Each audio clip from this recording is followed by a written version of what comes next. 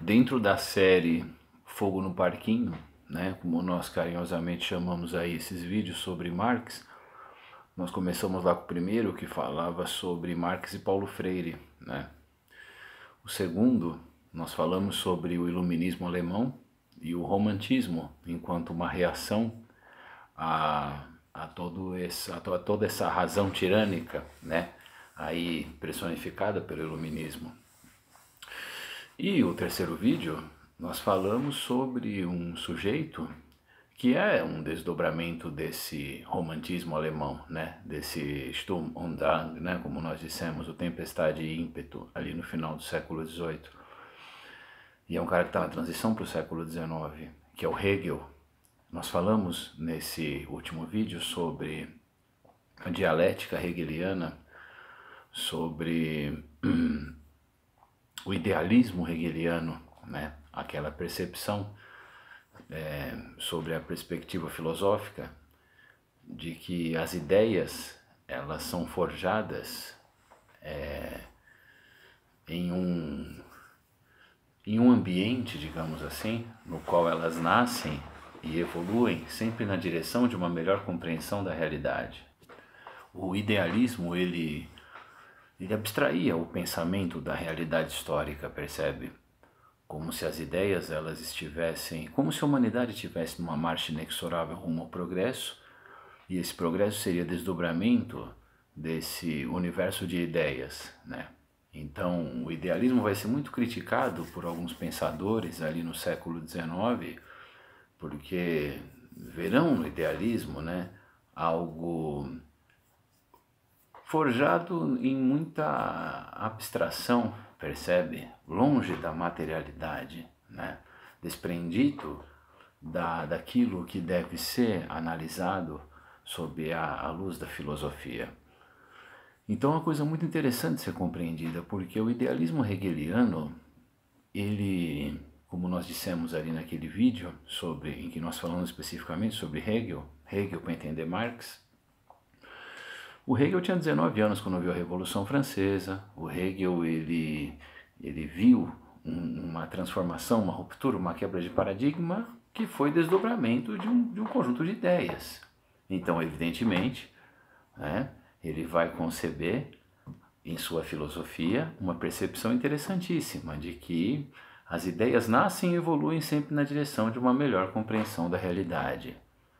Só que essas ideias são forjadas em um ambiente que está distante dessa materialidade, percebe? É como se os pensamentos fossem produzidos em um outro universo. É isso que é o idealismo, né? Os pensamentos sendo produzidos em outro universo, desprendidos dessa materialidade, desprendidos desses... É como se não estivessem ligados aos processos materiais. Percebe?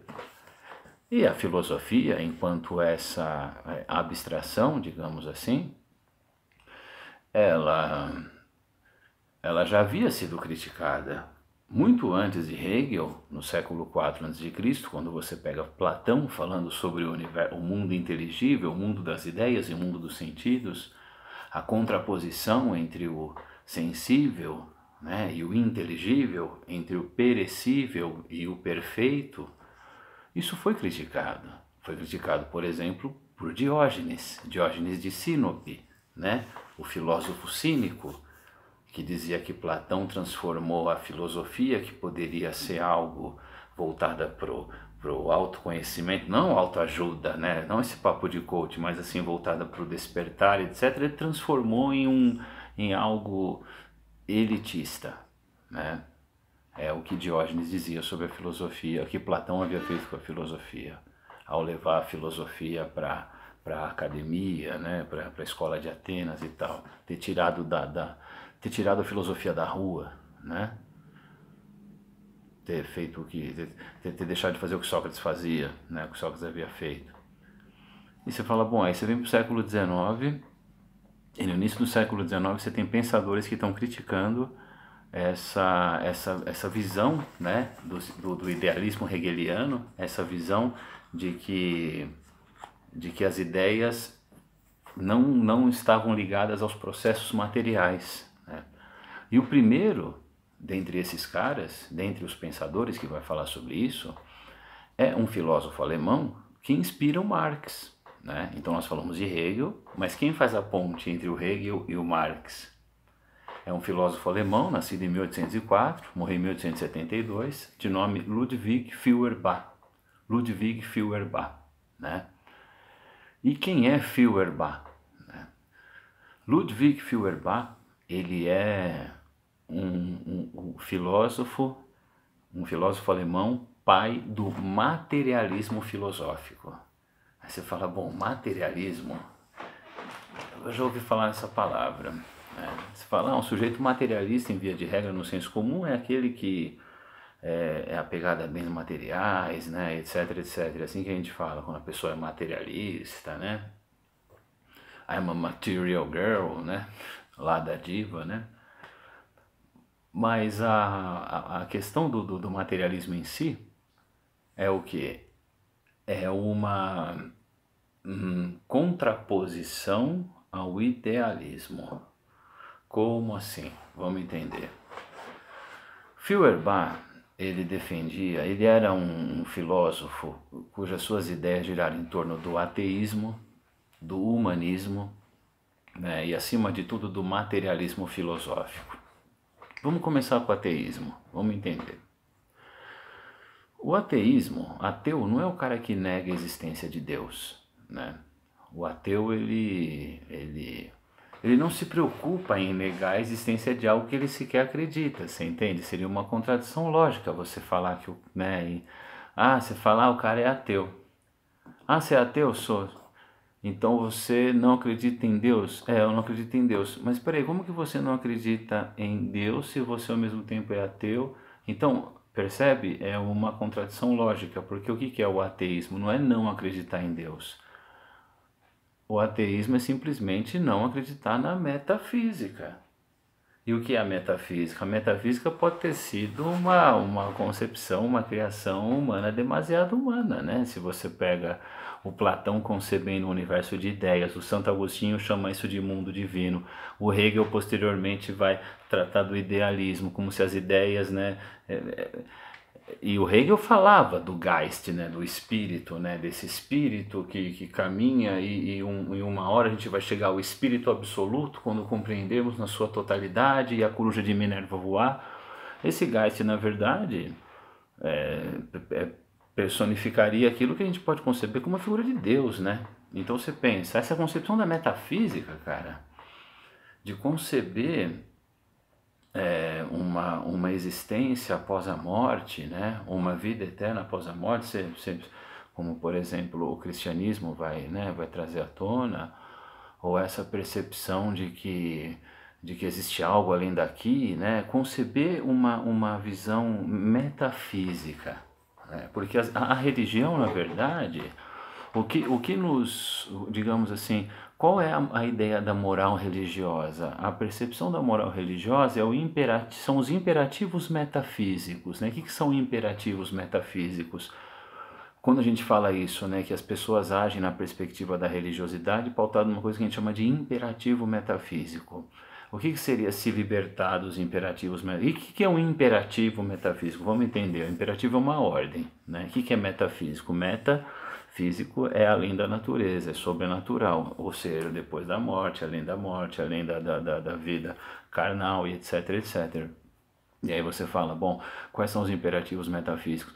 As pessoas, em via de regra, elas têm uma conduta em vida pautada, né, digamos, no medo de um castigo eterno ou na expectativa, né, evidentemente, numa grande expectativa de uma vida de compensação, um paraíso compensatório, né? Busca-se um paraíso compensatório com medo de um inferno de danação, percebe? Essa é a grande questão, né? Stairway to Heaven, Highway to Hell, né? Então, o Led Zeppelin e AC/DC, né? O paraíso compensatório ou o inferno de danação. Aí você fala, bom, e qual é a grande questão? O imperativo metafísico é a sua vida, né? Em via de regra a gente vai viver uma vida e vai ser regido por esse por essa busca e por esse medo, né? Percebe? Por essa atração e pela rejeição a isso daqui. O inteligível e o sensível. A cidade de Deus, a cidade dos homens. Santo Agostinho, né? E aí, se a gente for pensar nessa filosofia do século XIX, e aí o Ludwig Feuerbach vai trazer isso, o idealismo e o materialismo, né? Você fala, bom, em que sentido? O Ludwig Feuerbach vai se interessar pelo ateísmo por quê?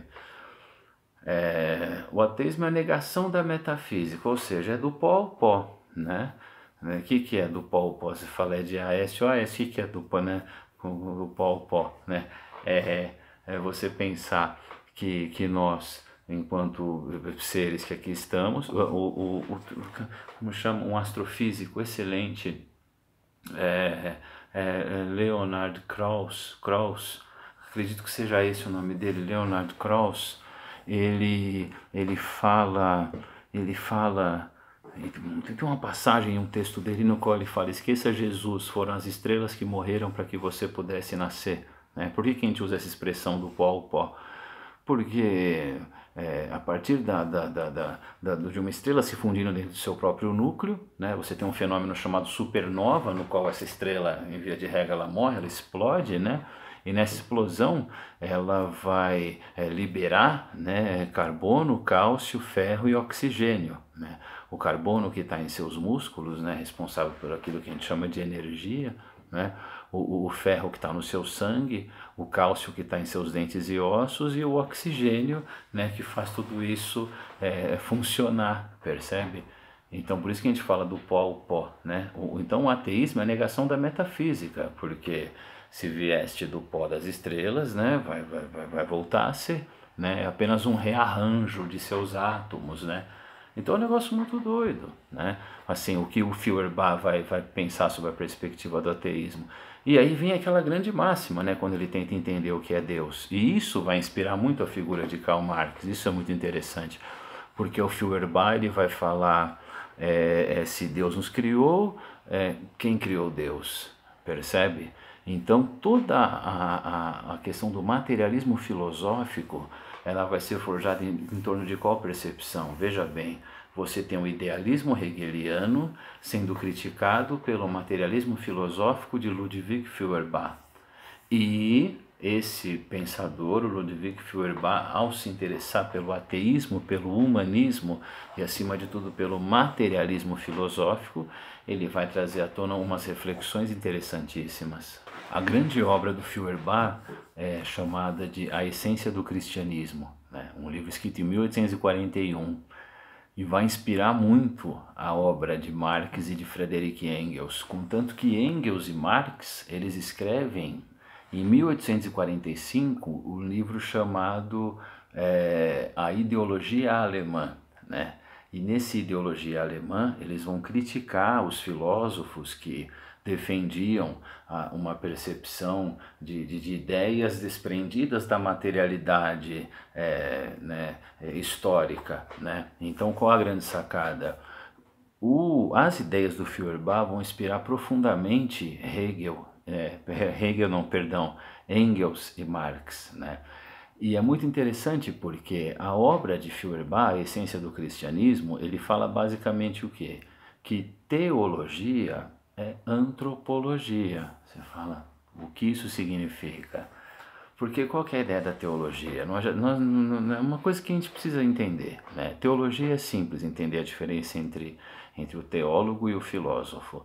O teólogo, o filósofo, melhor dizendo, ele é um cara cego dentro de um quarto escuro, tateando tudo à procura de um gato preto.